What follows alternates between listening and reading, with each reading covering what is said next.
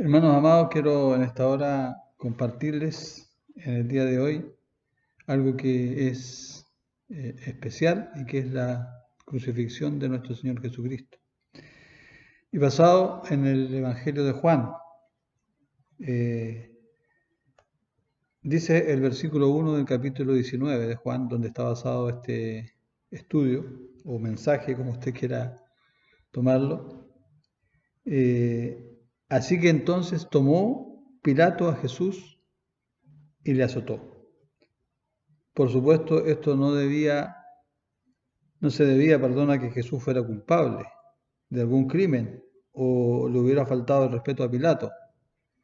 Era una forma de aplacar la ira de los judíos para después dejarlo libre. Nosotros sabemos qué significó ese azote a Jesús, ese azotar a Jesús, ¿cierto? La palabra de Dios dice en Isaías que Él fue molido por nuestros pecados. Realmente Jesús literalmente fue desgarrado en cuerpo, en rostro, en todo su cuerpo por nuestros pecados.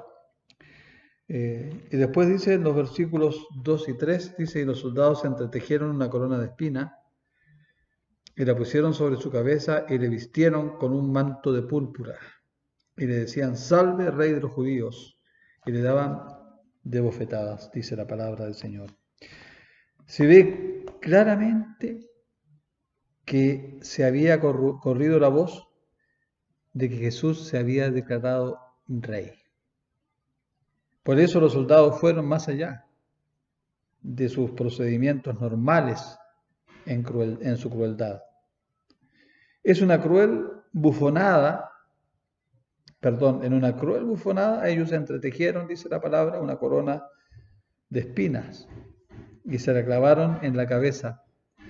La púrpura es el color de la realeza, dice la palabra del Señor, y le vistieron de un manto púrpura, ¿cierto? Era costosa ese manto de púrpura, y era el color de los reyes, ¿verdad? Alguno de los soldados consiguió un manto de ese color.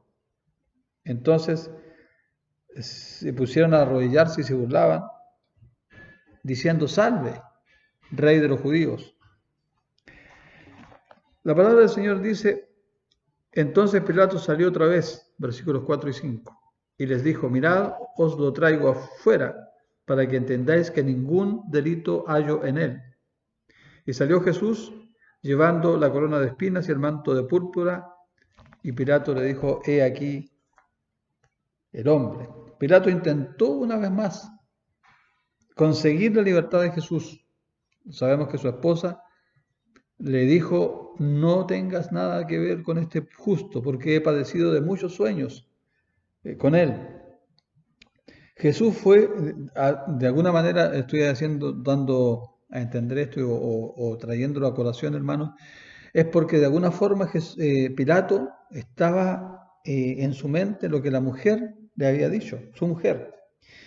Jesús fue conducido ante aquella multitud agitada con la corona de espinas y el manto púrpura ante la mirada de sus enemigos. Y entonces la palabra del Señor dice, cuando le vieron los principales sacerdotes y los alguaciles, dieron voces diciendo, crucifícale, crucifícale. Pilato le dijo, tomadle vosotros y crucificadle, porque yo no hallo delito en él. Los judíos le respondieron, nosotros tenemos una ley, y según nuestra ley debe morir, porque se hizo a sí mismo hijo de Dios. Este era el punto principal, hermanos, de toda la situación. Se hizo a sí mismo hijo de Dios. Esta era la acusación principal, el motivo por el cual odiaban a Jesús. Bueno, y también le tenían envidia. Una vez más Pilato dijo que no se encontraba delito en él. Pero este comentario no sirvió de nada. Su palabra en ese momento no pesaba. Sin embargo, había permitido que las autoridades judías tomaran a Jesús. Su palabra pesaba. Su palabra pesaba. Sin embargo, él permitió que las autoridades judías tomaran a Jesús. De eso era él responsable personalmente. Los judíos presionaron al procurador diciéndole que tenía que morir, la muerte de acuerdo a su ley. Lo acusaron de ser falsa la afirmación de que era hijo de Dios. Esto fue, amados hermanos, que finalmente hizo que Pilato cediera. Este Pilato no confiaba en los judíos, de todas maneras, versículos 9 al 12 dice, cuando Pilato oyó decir eso, tuvo más miedo, dice, y entró otra vez en el pretorio y dijo a Jesús, ¿de dónde eres tú? Mas Jesús no le dio respuesta. Entonces le dijo Pilato, a mí no me hablas, ¿no sabes que tengo autoridad para crucificarte y tengo autoridad para soltarte? Respondió Jesús, ninguna autoridad tendrías contra mí si no fuese dada de arriba. Por tanto, el que a ti me ha entregado, mayor pecado tiene. Desde entonces procuraba Pilato soltarle, pero los judíos daban voces diciendo, si a este sueltas, no eres amigo del César. Y todo el que se hace rey, a César se opone. Entonces les dio más temor a Pilato el hecho de haber escuchado de que Jesús se hacía el rey de los judíos. Los judíos usaban cualquier argumento que se les ocurría, incluyendo que Pilato era amigo del César. Conocían bien la política romana y sabían que esto pesaría decisivamente en el gobernador o en el procurador. El resultado de su presión fue finalmente lo que venció. Pilato cedió y entregó a Jesús. Versículos 13 al 17. Dice, entonces Pilato, oyendo esto, llevó fuera a Jesús y se sentó en el tribunal, en el lugar llamado Enlosado y en hebreo Gábata. Era la preparación de la Pascua y como la hora sexta. Entonces dijo los judíos, he aquí vuestro rey. Pero ellos gritaron, fuera, fuera, crucifícale. Pilato les dijo, ¿a vuestro rey he de crucificar? Respondieron los principales sacerdotes, no tenemos más rey que César. Así que entonces lo entregó a ellos para que fuese crucificado. Tomaron pues a Jesús y le llevaron. Y cargando su cruz, salió del lugar llamado la calavera, en hebreo es Gólgota. Después de haber Pilato entregado a Jesús, que era una persona pusilánime, en realidad Pilato estaba entre que no quería soltarlo y estaba entre lo que escuchar la voz de la multitud que rodeaba, como lo estuvimos viendo, hermanos, que rodeaba la cruz de Cristo. Entonces, y condenar a Jesús por traición, ¿cierto? Tal como lo exigían los judíos, los sucesos se sucedieron rápidamente hasta el final, habiendo ocupado su lugar en el tribunal para pronunciar sentencia. Pilato, hizo traer a Jesús, ¿cierto?, a él, para oír la proclamación pública. Cerca del mediodía, cuando trató de dejar por terminado el asunto, a base de entregar a Jesús a la voluntad de los judíos, diciéndole, he aquí vuestro rey. Pilato trataba de sacarse la responsabilidad de condenar a Jesús. Los judíos no quisieron encargarse del asunto de la condenación de Jesús. La ley de los judíos no lo podía condenar a muerte. Gritaron fuera, exigiéndole al gobernador romano que lo ejecutara según su ley. Pilato les preguntó, ¿a vuestro rey he de crucificar? Esto suscitó una respuesta inmediata, astuta. No tenemos más rey que César. Así quedaba Pilato sin alternativa alguna. Ahora estaría obligado a proceder a la destrucción por traidor de este hombre. Podemos ver el cuadro trágico en la manera que lo relata Juan. Primero, los mismos soldados que crucificaron no tenían idea de quién era Jesús, cumpliendo ellos con la rutina, que también azotaron, ¿cierto? Segundo, Pilato no estaba convencido del todo, ¿cierto?, de que el prisionero merecía ese castigo. La gente, en tercer lugar, que gritaba su destrucción, había sido empujada por expertos agitadores. La gente fue soliviantada, fue sublevada por expertos agitadores para que gritaran, crucifícale. Cuarto, los sumos sacerdotes estaban resguardando su status quo, aún a costa de destruir al Señor y Salvador, cuyas enseñanzas eran amenazadoras según ellos. A pesar de la ignorancia de algunos, Jesús sabía que lo de su muerte expiatoria o voluntaria era preciosa a los ojos de su Padre en los cielos, y que esa muerte estaba, y que en esa muerte estaba haciendo lo necesario para redimir a las almas de la humanidad. Es correcto que nos regocijemos en la vida eterna. Sin embargo, deberíamos recordar qué costó, ¿verdad? Cada vez que celebramos estos días, hermanos, de Semana Santa, debemos tener en cuenta el terrible sufrimiento, la agonía corporal, la angustia del corazón de que Jesús soportó por cada uno de nosotros. En segundo lugar, el significado, hermanos, de un título. ¿Qué dicen los versículos 18 al 22? Dice, y allí le crucificaron, y con él, dice, a otros dos, uno a cada lado, y Jesús en medio. Escribió también Pilato un título que puso sobre la cruz, el cual decía, Jesús Nazareno, Rey de los Judíos.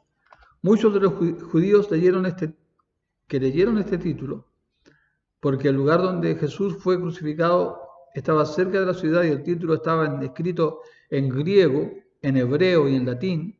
Dijeron los principales sacerdotes de los judíos, no escribas Rey de los Judíos, sino que él dijo, soy Rey de los Judíos. Respondió Pilato, lo que he escrito, he escrito. No hubo tratamiento especial para Jesús. Simplemente 3 criminales en 3 cruces. Y sin embargo, la muerte del Hijo de Dios fue algo muy notable. No había sucedido nada como esto antes, ni sucedería ni después, ni nunca más. Fue algo tan asombroso que los ángeles del cielo anhelaban mirar en estas cosas y comprenderlas. Fíjense en lo que dice, hermanos, Primera de Pedro 1:12. La palabra del Señor dice ahí, con el apóstol Pedro, dice, a esto se le reveló que no para sí mismos, sino para nosotros administraban las cosas que ahora son anunciadas, por los que os han predicado el Evangelio por el Espíritu Santo enviado del cielo, cosas en las cuales anhelan, dice la palabra, mirar los ángeles. Aunque el relato es sencillo, la voluntad queda presentada claramente. Dios podía haber actuado en cualquier momento para evitar la muerte de su Hijo, ¿verdad? Y lo dice también Jesús en el momento en cuando él fue arrestado, ¿cierto? Y sencillamente Pedro sacó una espada y le cortó la oreja a Marco. En el capítulo 26, versículo 53, Jesús dice lo siguiente, ¿acaso piensas que no puedo ahora orar a mi Padre y que no me mandaría más de 12 legiones de ángeles? Imagínense hermanos, si miramos que una legión puede tener 12.000 ángeles, podría haber mandado el Padre, ¿cierto? Y quizás mucho más. Pero Dios muestra misericordia con los pecadores. El hecho de que permitiera a los soldados cumplir lo que se les había mandado era para que pudiéramos ser salvos por medio de Cristo Jesús, ¿verdad? Mas Dios muestra su amor para con nosotros en que siendo aún pecadores, Cristo murió por nosotros, dice Romanos capítulo 5, versículo 8. En tercer lugar, hermanos, los soldados cumplen la profecía. La palabra del Señor sigue diciendo en Juan 19, 23 en adelante. Dice la palabra del Señor: cuando los soldados hubieron crucificado a Jesús, tomaron sus vestidos e hicieron 4 partes, una para cada soldado. Tomaron también su túnica, la cual era sin costura, de un solo tejido de arriba abajo. Entonces dijeron entre sí: no la partamos, sino echemos suertes sobre ella a ver de quién será. Esto fue para que se cumpliese la escritura que dice: repartieron entre sí mis vestidos y sobre mi ropa echaron suertes. Y así lo hicieron los soldados. Estaban junto a la cruz de Jesús su madre y la hermana de su madre, María, María mujer de Cleofas, y María Magdalena. Cuando vio Jesús a su madre y al discípulo a quien él amaba, que estaba presente, dijo a su madre: mujer, he ahí tu hijo. Después dijo al discípulo: he ahí tu madre. Y desde aquella hora el discípulo la recibió en su casa. Después de esto, sabiendo Jesús que ya todo estaba consumado, dijo para que la escritura se cumpliese: tengo sed. Y estaba allí una vasija llena de vinagre. Entonces ellos empaparon en vinagre una esponja y poniéndola en un hisopo, se la acercaron a la boca. Cuando Jesús hubo tomado el vinagre, dijo: consumado es, y habiendo inclinado, entregó el Espíritu. Normalmente la voluntad de Dios se lleva a cabo a través de la vida de los hombres y mujeres que aceptan y sirven a Jesucristo, pero también es llevada a cabo en el mundo por los pecadores, por aquellos que son verdaderos enemigos. Eso significa que Dios tiene poder para reinar entre ellos. En Juan capítulo 19, versículos 23 y 24, que ya leímos, ¿no es cierto? Dice: estos soldados estaban actuando de acuerdo con sus deseos, y sin embargo, estaban haciendo justamente lo que Dios previó o había sabido que harían. El conocimiento previo de tipo profético no obliga al hombre a actuar, sino que se debe a que Dios sabe lo que había de hacer o lo que había de pasar en todo momento.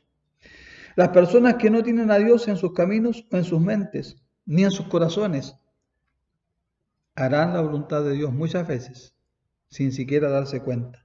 Estos soldados llevaron a cabo la crucifixión de Jesús, cumplieron la profecía de Dios, puesto que el rey David había hablado ya siglos antes, escribiendo el Salmo 22. Otro ejemplo muy conmovedor de este salmo sobre la crucifixión es el grito de Jesucristo en la cruz, ¿verdad? Dios mío, ¿por qué me has desamparado? Capítulo 22 del Salmo, versículo 1. La última oración del Salmo 22, 31, hermanos, que lo voy a buscar para leerlo. Lea usted ese salmo, hermanos, y va a tener allí la profecía de la crucifixión de Jesús poderosamente, ¿verdad? Dice: vendrán y anunciarán su justicia.